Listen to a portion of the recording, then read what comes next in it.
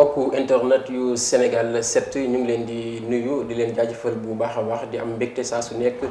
di ànd ak yéen ci seen site bi nga xamante ni moom moo di sénégal7.com. tey ñu am mbégte bu baax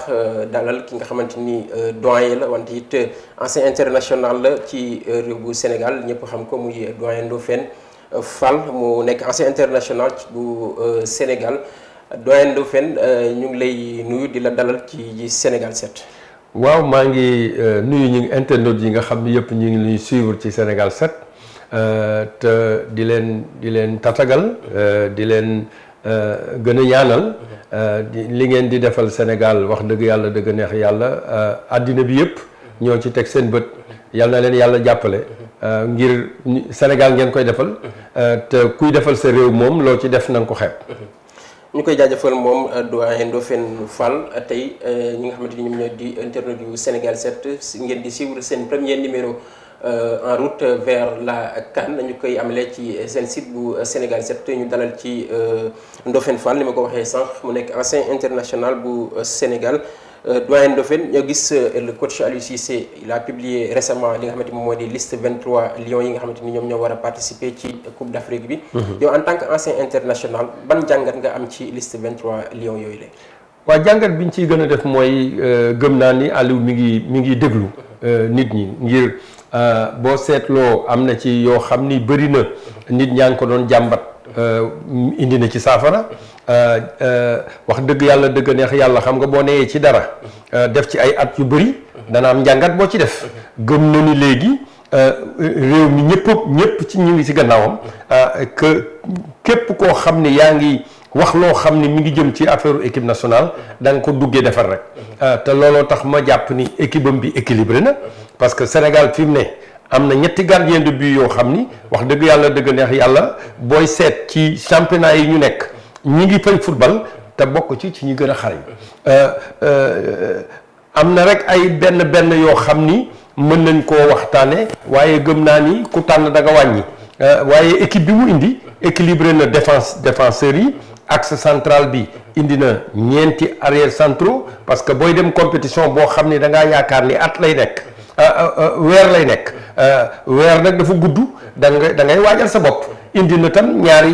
ñeenti arrière latéraux ñaar à gauche ñaar à droite loolu li muy wund mooy bëgg na poste bu ne mu doubler ko bala ñoo dem am milieu de terrain bi xam nga ni ñu ko xamee woon noonu la ko fas yéenee defee indiwaat na Pape Alioune Ndiaye waaye indi na CV parce que liñ doon jooytu bu rëy bi ci footballu Sénégal mooy li ñuy am ci bal arrêté te ñu jàpp ni boo seetee coupe du monde bu mujj bi but yi dugg 40% yëpp bal arrêté moo ko dugal te ñun li nekkoon suñu force Sénégal moo di effectivement dañu daan dugal ay bal arrêté te kenn du ñu dugal bal arrêté moo tax xam naa ñu ni ko bal arrêté nag da ngay am ki koy teg dóor ak ka nga xam ni moom la koy jox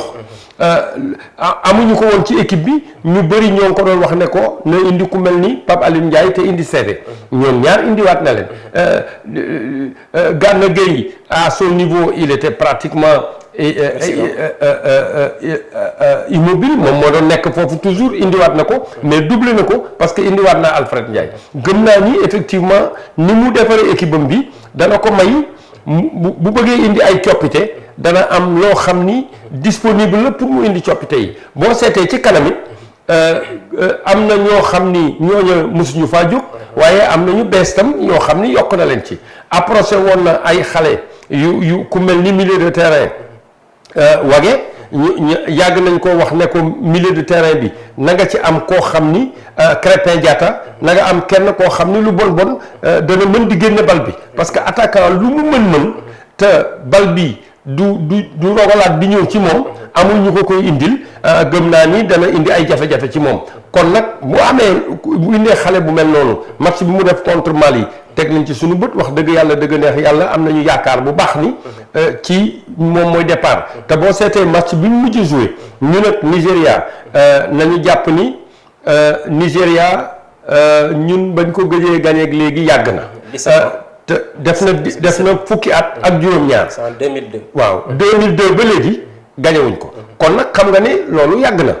yaakaar naa ni boo demee te moom it boo ko jàppee Nigéria juróom-ñetti match yi mujj yi yëpp daf koo daan kon nag daan ko yóbbaale dana baax tuuti ci suñu moral loolu mooy indi affaire attaquant yi parce que boo jëlee attaquant yi wax dëgg yàlla ci attaque yi gën ci àddina bi moom lañu yor parce que diggante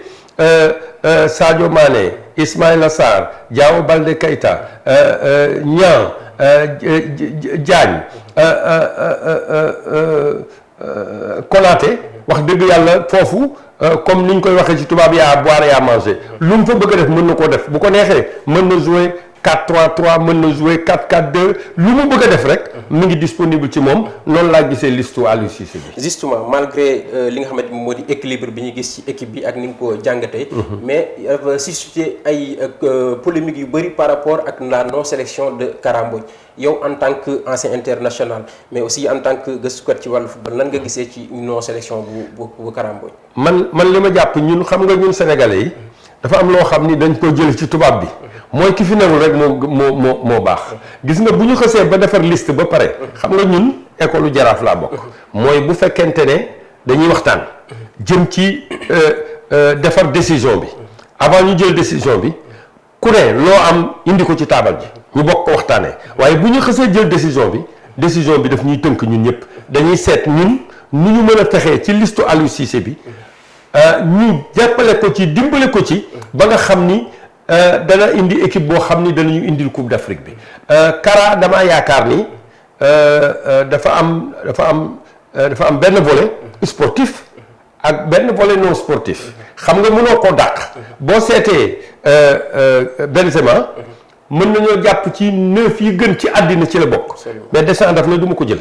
dafa am benn volet sportif ak benn volet boo xam ni du volet sportif ñëpp xam nañu diggante Deschamps ak Benzema ni mu demee diggante Kara ak Aliou damaa yaakaar ni li indi jiixi jaaxa bi sélection bu mujj bële la parce que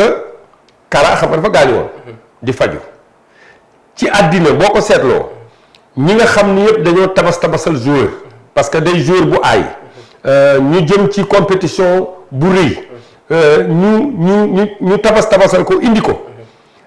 boo ko seetee rek dañ ci am mbetteel boo fàttalikoo France contre Brésil ba Ronaldo dafa feebaroon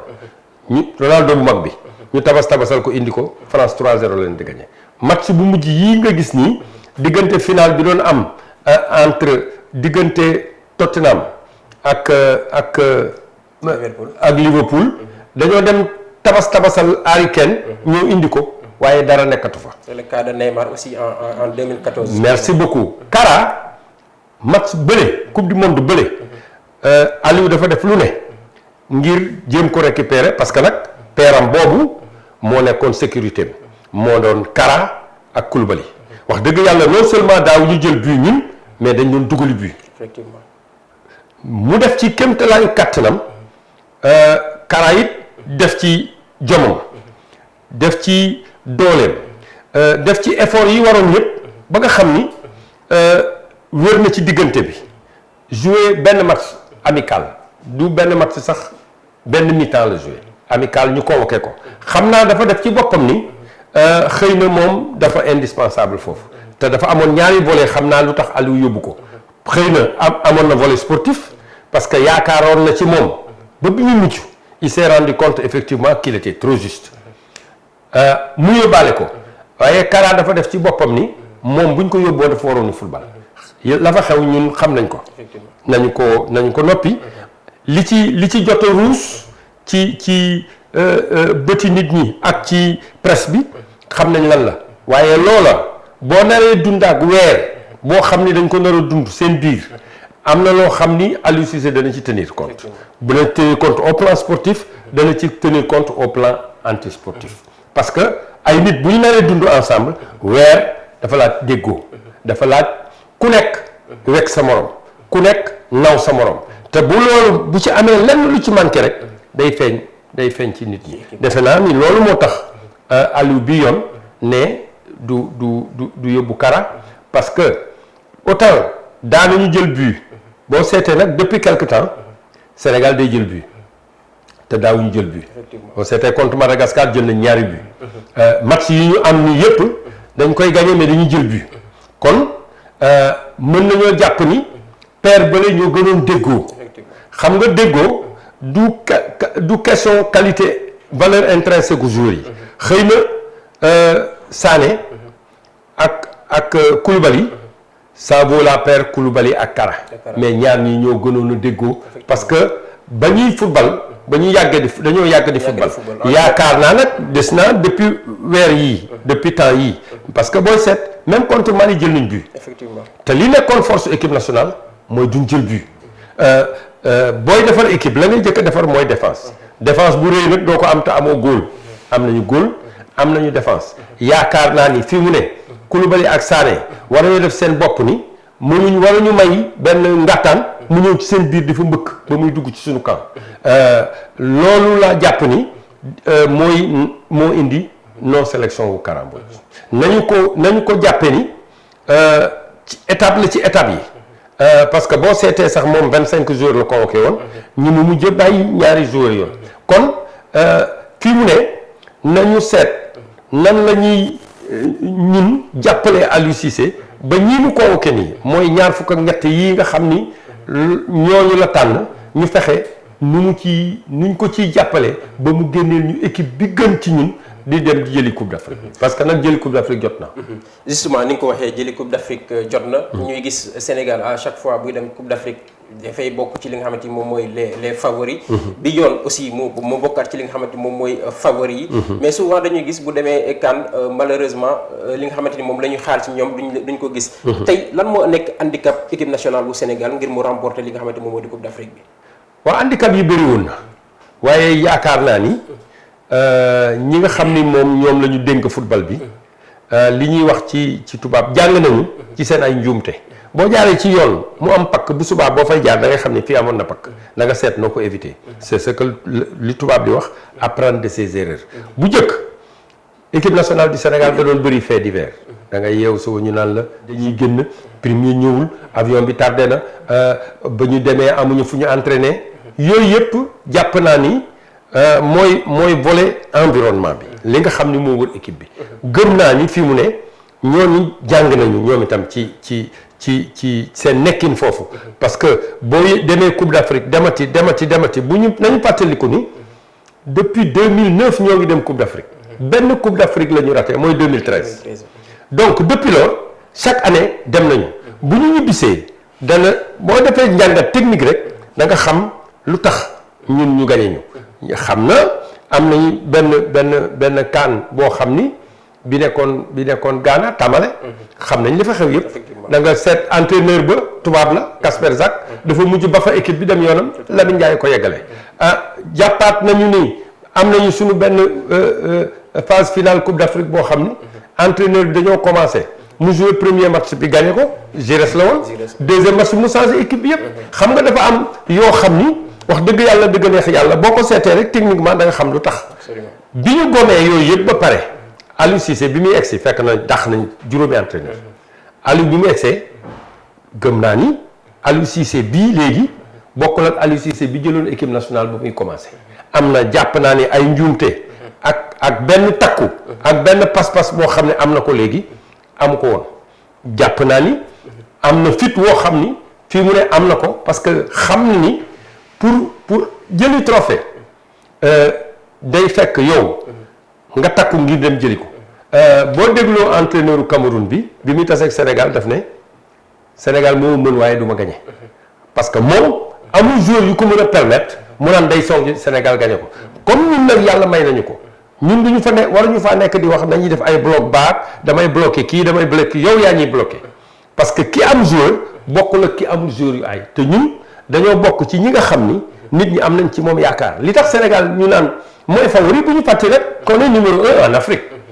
numéro 1 en Afrique terrain bi moo ko def premièrement favori boobu nga xamante nii sax coach bi daf ko bañ est-ce que yow moom jàpp ne la tey favori boobu dafa war a nekk benn atout pour équipe nationale bu Sénégal waaw en fait mu bañ koog mu ñàkk koo bañ xam nga boo ko dégloo moom boo dégloo Sadio nee na ñu nangu ko ak ñu bañ ko ñun ñooy favori favori du loo xam ni dañ koy décréter terrain bi moo koy wax. terrain bi moo ne Sénégal mooy numéro 1 en Afrique mooy donc mooy favori mënoo ki jiitu moom ñu ne du favori xam nga même boo koy wax même boo ko waxee wax dëgg yàlla dëgg neex yàlla day dafee def ci boppu sénégalais yi booy déglu sénégalais yi xam nga équipe bii boo ko seetee depuis 2012 bi ñuy dem Jeux olympiques. effectivement maa ngi ñaanal sunu grand frère Karim Saiga moom ak Aliou Cissé mi ñoo àndoon Mbaye Diouf Diam moo leen yóbbu woon boo ko seetee 2012 ba 2019 7 ans la équipe bu ci parewul dootul pare parce que gone yooya nekkoon amoon ay 20 ans yu demee noonu léegi am nañ 27 28 ans c'est l'âge de la maturité dem nañu coupe d'Afrique demati dem nañu coupe du monde demati coupe du monde kon fii mu ne sénégalais boo tàllal micro la mu lay wax mooy coupe bi la ñu bëgg coupe nag la koy gagné mooy d'abord maîtrise de l'environnement volonté politique ak détermination des acteurs mu acteurs yi nag mooy encadrement technique bi ak joueurs yi comme dara matatul dara manquetul léegi wax dëgg yàlla dëgg na yàlla déggoo dara xale yi dem nañ ci jàmm yàlla dimbale nañu gagné nañu Nigéria yóbbaale loolu dama def ni c'est une première ki ñuy jëkk a taseel nag Tanzanie la yaakaar naa ni ñu yaatale poule yi dem jógee 18 jógee 16 dem 24 yokk 8 équipes loolu xam nga tentative de démocratisation la man je ne suis pas un adepte de ça parce qu'il y a pas de démocratie en sport c'est la compétition ki raw mooy raw boo bëggee bokk ci ñiy jongante ji coupe d'Afrique da ngay fexe ba bokk ci ñi nga xam ne dañuy gagner parce que damaa defe ni loolu sax kii la tentative pour wut électeur rek la parce que effectivement on va aller en assemblée générale fédération yi ñooy voté boo yaatalee léegi nii dans son machin il avait prévu effectivement de passer à 24 boo seetee ñii nekk foofu on est quoi 53 xam nga 54. 53 pays boo ci dindee déjà les 24 la ca des bëreetul bu la 24 yi wootee léegi nga dem selon mais li ma jàpp mooy ñi ngi démocratiser compétition bi plus nga koy démocratiser nag muy gën a élargir compétition bi di gën a wàcc te yaakaaruma nag li nga xam ne moo xew ci jigéen ñi ñuy fexe di yàqali ba mu ñëw fekk ci góor ñi parce que dégg nga keroog équipe bi ñu gagné 11-0 États-Unis daf ko gagné 11-0 kooku mooy pareegul nañu fexe ba revenir à un niveau normal mooy comme dem nañu 24 yaakaaratuma daan ci dellu si mais ñu bañ di yokk ba nga xam ni dañuy yàq compétition bi Égypte nag la ñuy footballé ji boo ko seetee buy ubbi Zimbabwe lañ def gis nga poule yi ni ñu ko defee dafa mel ni poule bu ne dafa am ñaari équipe yoo xam ni ñooñu la ñu yaakaar wala ñooñu la ñu bëgg ñu génn fa boo seetee poule bi Sénégal Tanzanie Algérie Kenya ci poule bi la ñuy jeexalee sax. yaa ngi koy wax sànq ci ki nga xamante ni moom moo di Aliou Cissé. ñu gis ne Sénégal ak Cameroun. si Coupe d'Afrique bi ñu passé. li nga xamante ni moom moo di coach Cameroun bi am na système de jeu bi nga xamante ni tegoon na ko parce que xamoon na ne ci biir jeu bi. mënul gagner équipe nationale bu Sénégal. tey le jeu de Aliou Cissé ci équipe bi ñu bëri di ko décrier. mu ne amuñu vraiment système de jeu bi nga xamante ni Aliou Cissé da koy teg yow tey en tant que ancien international ban système de jeu ngay xaar tey Aliou Cissé teg ko ci Coupe d'Afrique bi pour ñu mën a réussir bi nga xamante ni moom moo di Coupe d'Afrique bi. xam nga système moom dafa mel ni bouteille la rek li nga ciy def moo am solo c'est-à-dire animation bi xam nga bouteille bii bu la neexee mën nga cee def ndox bu la neexee def ci bisaab bu la neexee def ci leneen def ci buy wala leneen la am solo. du 4-3-3 bi wala 4-2-4 bi wala 4-4-2 et cetera la am solo mooy nan nga ko nar a animer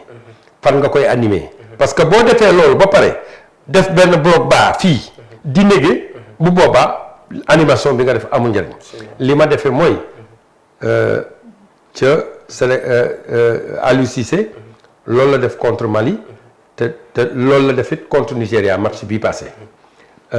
gëm naa ni ña cay nekk ñoo am solo parce que boo nee damay jouer 4-3-3 ba pare jël ñetti milieu de terrain yoo xam ni xëy na am nañu doole taxaw nañu kii waaye technique ba ca war nekku ca 4-3-3 nga nekk mais animation bi du benn. xam nga boo defee 4-3-3 boo xam ni milieu de terrain bi da nga am ay joueurs yoo xam ni techniquement dañu outillé day am fluidité technique. te loolu defe naa def na ko ci boppam. parce que équipe bi mu mujj a joué loo nii contre Nigéria équipe bi terminé contre Mali wax dëgg yàlla dëgg neex yàlla yaakaar naa ni loolu la nar a def. bu defee animation boobu gëm naa ni ci lay yokk ci lay ëpp chance su dem gañe ji que mu taxaw. def ay 4-3-3 boo xam ni ña ca ne boroomi doole la ñu mën nañoo nangu bal nangam waaye bu ñu ko nangoo it dafa des nag jariñoo bi utilisation bal bi nag la koy yombal mooy yow techniquement fekk nga pare gëm naa ni fi ma li tax sama xel dal mooy ni ma gisee mu joué contre Mali ni mu joué contre Nigéria xam naa ni yaakaar naa ni dootu ci génn parce que avant dernier match am avant mu jouer ji contre Tanzanie kon yaakaar naa ni classement moom la def pour jouer ji contre Tanzanie bu defee 4-3-3 ak milieu de terrain plus technique que musculaire am na devant attaquant yoo xam ni yaakaar naa ne bu ñu jotee bal bi ci dans de bonnes conditions ci yoon da doon dugal but te nag ñun dañoo am ay défenseurs ba pare am góol kon war nañoo ñeme dem football yi nag pour dem ji wuti victoire parce que victoire damaa gëm ni ki ko gën a bëgg moo koy am ki taxaw di nekk mën na am ay accident nag ci football day am fépp accident waaye ki gën a bëgg victoire bi dem di ko wuti en général kooku moo koy gagné. effectivement ñu jeexalee ko ak li nga xamante moom moo di adversaire yu Sénégal yaa ngi koy wax sànq Sénégal Tanzanie Algérie ak ñi nga xamante moom moo di Kenya mu nekk benn groupe bu nga xamante ni sans grande surprise jàpp nañ ne c'est le Sénégal et l'Algérie qui va sortir dans ce groupe. waaw noonu la ñuy def c'est-à-dire dama ne sax Coupe d'Afrique bi xaw ma tiré nañu xaw ma tiré wuñ de waaye boo ko seetloo poule yi dañ ko équilibré ba nga xam ni poule bu ne mën nañoo jàpp ni ñaar ñi ñu bëgg ñu génn ñoom la ñuy booleeg ñeneen ñaar ñu xaw a yemewaay xam nga dañ naan y a plus de petits pays de football y a plus de petits loolu wax ay waxu ñi ñu gagné lañu. bu ñu la gagné ba pare ngay wut lay. waaye xam nga ne benn joueur buy jar 100 milliards. ak benn joueur boo xam ne jarul 2 millions. du ñu benn Sénégal Tanzanie. jàpp naa ni Sénégal moo mën Tanzanie moo mën Kenya Algérie moo mën Tanzanie moo mën Kenya moo ko mën nag da nga koy def ci terrain bi kon li ma takk mooy Sénégal ak Algérie moom premier tour bi yaakaar naa ni ñu ko defee ci yeneen équipe yëpp noonu lañ ko defee ba nga xam ni parce que ñaaree génn ak 4 meilleurs troisième yi kon mën nañoo jàpp ni segg bu njëkk bi ñoom dañ leen ci boole rek pour ñu ñëw parce que ci am na équipe yu bëri yoo xam ni ñëw nañu pour la première fois mais yaakaar naa ni du ñu passé premier tour bi wala xëy na lii seen kii mooy fexe jàll premier tour mooy nekk seen Coupe d'Afrique nag li koy firnde mooy ñii ñëw ku ne booy ñëw da ngay am sa Sénégal Algérie Égypte Cameroun Côte d'Ivoire ñooñu ils vont aller chercher le trophée am na ñeneen ñoo xam ni ñoom li leen di indi mooy seen objectif mooy fexe passe premier tour bi bu ñu passé premier tour xam ni bon baax na ci ñoom bu ëllëgee ñu defarwaat waaye daal li ma gëm mooy dana jafe nag gagner Coupe d'Afrique Égypte parce que Égypte mësul organisé te gagné wu ko ñoo ngi fàttaliku dafa am nag loo xam ni léegi amélioration la parce que am na loo xam ni léegi arbitre ñemeetu ko def parce que match boobu ñoo ngi fàttaliku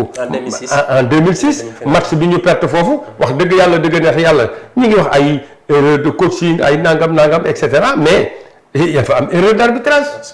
parce que il y a penalty sur Diomansy Kamara sur Diomansy Kamara mais li gën grave mooy xam nga li ñu gagné mooy ñun dañ fa nekk di xulóot waaye jël bal bi touche ko donc xam nga détail yooyu la ñu doon gagné te jeexagul nag parce que boo seetee Sénégal Colombie bi ñu Colombie di éliminer sur une balle arrêtée détail moo ñu éliminé dañ koy wax détail nag mais du détail parce que c'est déterminant sport léegi boo juumee fraction de seconde ñu gagné la benn erreur boobu la ñu def fa la ñu nekk di toppatoo affaire ay remplacement ay nangam et cetera waa ji jël bal bi dóor ko yére mi naa bëgg ko suñu camp 1-0 Colombie éliminé ñu donc loolu mënuñu ko tuddee mukk détail parce que li nit ñi mënante boo xësee toll foofu lu tuuti la donc na nga fexe ba lu tuuti loolu nga moytu ko nañu moytu bu baax a baax def li ñu war a def yëpp wax dëgg yàlla dëgg neex yàlla sénégalais yi boo defee li la war yëpp boo ñëwee quel que soit le résultat danañu xam maa ngi dégg nag li ministre bi wax dëgg yàlla dëgg neex yàlla comme dem nañu di demati fi mu ne sénégalais yi mënoo leen wax dara lu dul nii nañ leen dem wuti coupe nañ leen dem jëli coupe d'Afrique bi parce que nag jot na je crois que la fédération a appris de ses erreurs Aliou Cissé a grandi avec son environnement les joueurs ñoo nekkoon ñoom ensemble depuis 2012 ba léegi kon nag ñoom it arrivé nañu à maturité boo gisee léegi Sadio Mané li muy football ak lam daan football xam nga ne du benn am nañu Koulibaly nga xam ni addina bi yëpp ko bëgg Gana Gueye ba tey ci suba waa Paris Saint-Germain ñi ngay rey seen bopp pour jël ko kon nag yal nañu yàlla dimbale ñun ñëpp li ñuy mëbët yàlla dimbale ñu dem jëli coupe d'Afrique bi. mu nekkoon ki nga xamante ni moom moo di Ndofène Fall nekk ancien international bu Sénégal ñu amoon mbégte li ko dalal ci li nga xamante ni moom moo di en route vers la CAN mu nekk seen première émission tey ñu amoon mbégte bu baax a baax dalal ko fii ci Sénégal 7 ñu doon waxtaanee li nga xamante ni moom moo di ndorteelu ak wàccaay li nga xamante ni moom moo di coupe d'Afrique bi mu indi ci ay jàngat yu am solo ñu jeexalee rek ak li nga xamante ni moo di équipe nationale man nag jàpp naa ne. équipe bi ni mu complété tey. amut mosu ko complété depuis 2002. ci gardien bi ba ci défense bi ba ci milieu terrain ba ci attaque bi donc tey jàpp nañ ne amul lenn lu ñu manqué. pour ñu dem jëli li nga xamante moom moo di coupe d'Afrique. mooy looloo tax ma ne la Sénégalais yëpp fi mu nekk li ñuy xaar mooy jëli coupe d'Afrique coupe d'Afrique nag. li koy jël mooy li ko wër yëpp du football bi rek gis nga ñiy dugg ci terrain bi bu ñu arbitre bi avant mu siffler dana fekk pratiquement match bi joué nañ ko ba pare la ca des mooy yeggale bi ñooñ ñooy yeggale mooy entraîneur bi ñooñu laa wax ne entraîneur bi ak footballeur yi bu ñu leen yebee ba pare la waajtaay bi yëpp mët wax dëgg yàlla dëgg neex yàlla ñu jàpp ni am nañu fii mu ne entraîneur boo xam ni ku def ñeenti at fenn la nga fay def da nga ko gën a mokkal gëm naa ni fi mu ne Aliou Cissé bi jëloon équipe bi ak Aliou Cissé bi yor équipe bi fi mu ne du ñu benn nañu takku joueurs yi itam war nañoo def seen bopp ni nan ñu daan gagné loolu day jeex parce que équipe yi élimination yi ñu éliminé yëpp boo ko seetee day nekk élimination boo xam ni pratiquement ñun ñooy éliminé suñu bopp kon bii yoon li ñuy wax ne lépp mëte na fekk mu ànd ak coobare yàlla bëgg ko ni ko sénégalais yi bëggee ñun ñëpp ñu bokk jàpp ci xam nga yi ñu temps sax gars yi dañ naan fukk nit di gas fukk nit di suul xaw ma lan loolu moom yi fi caaxaan la lu yàlla amul yonent bi amu ko ku ko bëgg da ngay sonal sa bopp unanimité amul ci àddina mais ki nga xam ne jubóowul ak yow ci fi ngeen jëm ak na ngeen fa jëme kooku jàppal ni sénégalais la comme yow boo ko jàppee ni da nga koo gën a bëgg yëf yi booba yaa ngi def njuumte. doyen Ndofène ñu ngi lay jaajëfal ñu bàyyi la nga tàggatoo. man maa leen di gërëm di leen sant ngir li ngeen di def nii Sénégal ngeen koy defal sénégalais yi nekk ci àddina bi yëpp ak ñi bëgg Sénégal te di leen seetaan li ngeen di def seen réew ngeen ko defal footballu seen réew ngeen ko defal yàlla na leen ko yàlla fay te di ñaax sénégalais yi yëpp ñu ñuy suivre fii ba CAN bi jeex. ñu koy jaajëfal bu baax moom Ndofène Fall di nekk ancien international bu Sénégal moom la ñu amoon mbégte bu baax dalal ko ci li nga xamante ni moom mooy en route vers la CAN mu nekk seen premier numéro bi nga xamante ni moom lañ leen di amaloon tey ci seen site Sénégal 7 di jaajëfal également ñi nga xamante ni ñoo di jili mi nekkoon ci wàllu caméra bi di leen wax ne ngeen topp ñu rek ci seen site Sénégal 7 incha allah rabi ñu nag yéen ak Coupe d'Afrique bi. à partir du 21 ba li nga xamante moom moo di 19 juillet ci li nga xamante moom moo di Coupe d'Afrique bi amee foofulee ci Égypte di leen jaajëfal bu baax di leen wax ne à demee ci beneen émission bu ñu leen duppal li nga xamante moom mooy di en route vers la CAN.